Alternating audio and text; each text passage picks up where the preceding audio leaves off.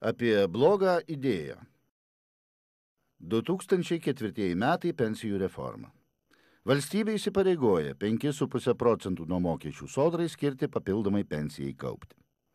900 tūkstančių žmonių nusprendžia tuo pasinaudoti. Aš taip pat. Kaip tariau, taip ir padariau. Kaupiau tik savo, atskirai, vis ramiau nei bendram sodros katile. Bet 2008 metų pabaiga valstybė persigalvojo. Iš mano 5,5 procentų nusprendžia palikti 3.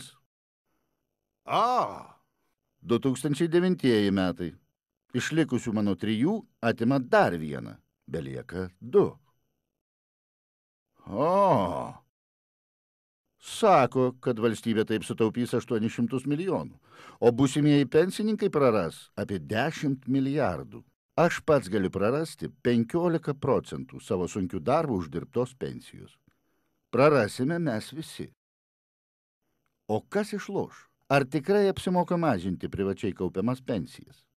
Juk visuomenė sensta, dirbančiųjų nuolat mažėja, o pensininkų armija auga. Kaip sodra lopys skyles po 30 metų?